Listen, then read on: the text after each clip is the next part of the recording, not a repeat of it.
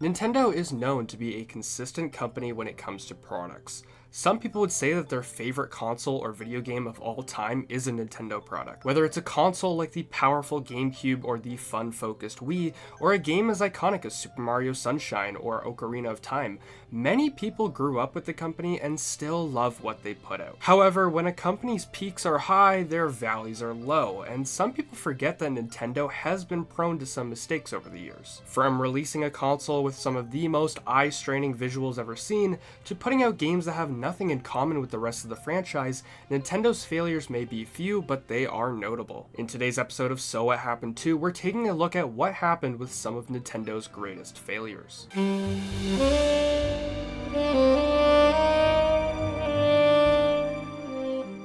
The first one I'll dive into is what I personally think of when I think of a failure in the gaming industry, and that is the Virtual Boy. The Virtual Boy was supposed to be the next step in the Game Boy lineup, offering 3D visuals in a portable package. The console was VR headset shaped, the players would look through its lenses as opposed to a singular screen. It could also be placed on a stand and set up on a table. There was just one glaring problem with the Virtual Boy.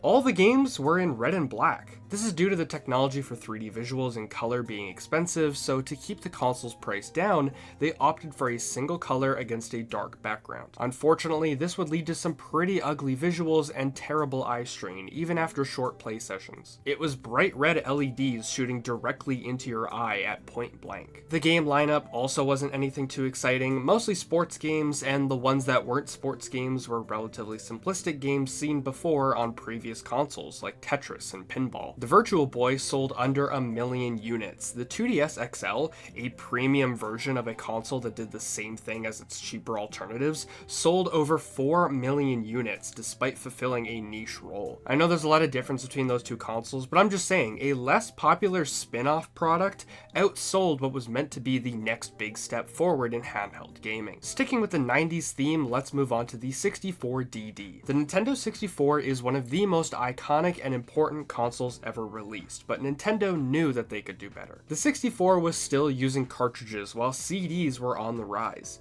Nintendo also, for some reason, thought that the 64 could be more than just a game console, which was unusual for the time, but I mean, look at the world now. My Xbox plays games, I can use Spotify on it, I've got Netflix on it, and if I really wanted to, nothing's stopping me from using the internet browser to check my email or something. Nintendo got to work on the ultimate expansion pack for the console, the 64 disk drive, or the 64DD. It added, most obviously, a disk drive, as well as Ethernet support and other smaller features such as an internal clock. The problem was that for some weird reason, Nintendo didn't use traditional CDs like the PlayStation 1 did. It relied on these floppy disk-like discs that were specific to the 64DD. And while they were better than the cartridges, they weren't up to par with a standard CD. The internet capabilities were also just not inherently worth it. I think most people viewed the console as solely a gaming console and didn't feel the need to read the news on it. The Nintendo Wiki puts it best in that there were 10 pieces of software released as opposed to 10 games, because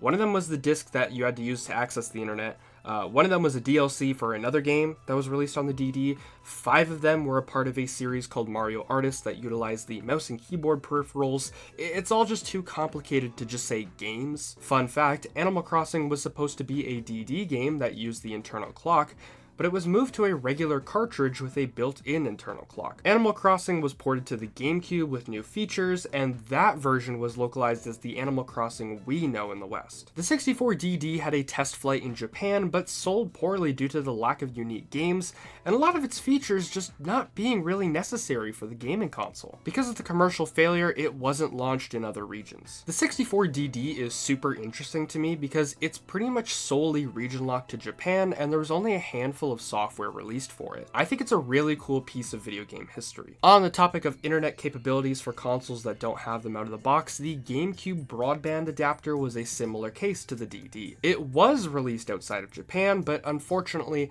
the peripheral just didn't see much use. I believe the biggest game that used it was Phantasy Star Online, but mainly the broadband adapter was used for games that had LAN features such as Mario Kart Double Dash and Kirby Air Ride. The Gamecube wasn't really big on online games like the Xbox was with Halo or the PS2 with SOCOM. So outside of those aforementioned games with LAN support, it just wasn't really needed. The GameCube was proud to be the home of strong single-player experiences like Mario Sunshine or Metroid Prime. In my opinion, a more useless product is the Game Boy Advance e-reader. The e-reader was a device that could be plugged into a GBA or a GBA SP that allowed users to swipe separately purchased cards and unlock new, unique content in their games, or sometimes new games entirely. It sounds cool on paper, and I'm sure at the time it was a nice way to see some new content be added to these handheld games that can't really be updated after release, but the content itself is just not that enticing. It was like old Game & Watch games, or like new trainers to battle in Pokemon. I just personally don't find the content worth the purchase of a whole new device and separate cards. Objectively, it was one of Nintendo's less favorable products. In North America, it was only produced and supported for 2 years between 2002 and 2004. You can maybe see Amiibo as a spiritual successor to this, but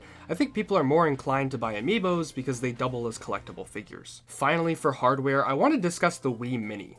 The Wii Mini was an attempt at a budget-friendly version of the popular Wii console, and originally launched only in Canada in 2012. We used to be a proper country. It later launched in Europe and the rest of North America in 2013 before being discontinued entirely in 2017. It sold 35,000 units in between 2012 and 2013 in Canada alone, but that's all I could find. I don't think this thing was very popular because either A, people already had a Wii, it's one of the most popular consoles of all time, or B, people just moved on from the Wii altogether. The Wii U was released at the tail end of 2012, and the Xbox One and PS4 were set to release the following year. The Wii Mini had no online support, no GameCube support, no GameCube controller support, and still relied on composite cables. However, it was only $100 and it came with a red Wiimote. You can't lie, that's kind of cool. Need a new form of entertainment in your life? Join the thousands of others who have considered subscribing. Side effects may include joy, laughter, and newfound knowledge about video games. Talk to your doctor about if subscribing is right for you.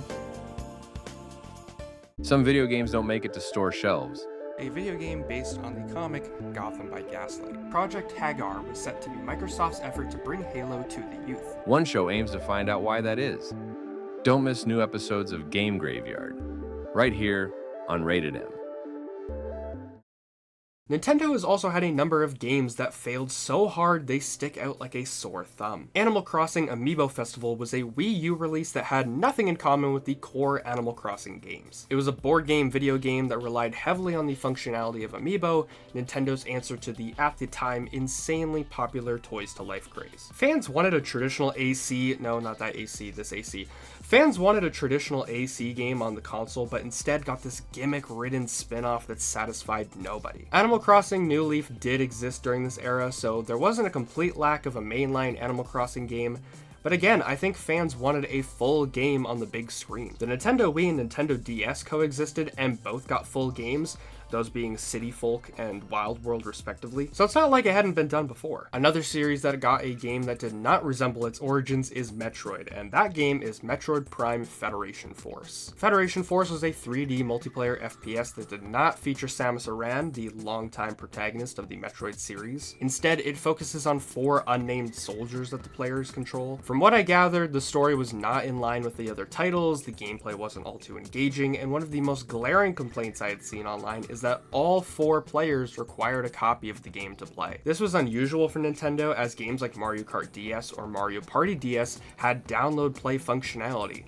allowing one person to own a copy of the game and everyone could download a temporary version of the game to their console to play with them. The 3DS had download play, and I mean, maybe the game was just too complicated to work with download play, being a larger 3DS game as opposed to a smaller DS game, but it seems like making all 4 players buy a copy of Federation Force was sort of the plan all along. Finally, I want to discuss Mario Party Advance. As you can probably guess from the title, Mario Party Advance was a Mario Party game that released for the GBA and GBA SP. The biggest problem with Mario Party Advance is that it had no multiplayer functionality. There was no link cable support, you couldn't beam it up to the GameCube, nothing. It was strictly a single player Mario Party game. I mean, growing up as a lonely kid, I played a lot of Mario Party 8 and Mario Party DS by myself, so I think I would have loved this one. It's just that a majority of Mario Party players have friends. It's kind of what the game is developed for, a night in with your homeboys competing for the most stars. So that was a compilation of Nintendo's worst failures. I might make another one of these videos for other companies like PlayStation or Xbox, so if you want to see those, leave a like on this video and subscribe to see them as soon as they go up.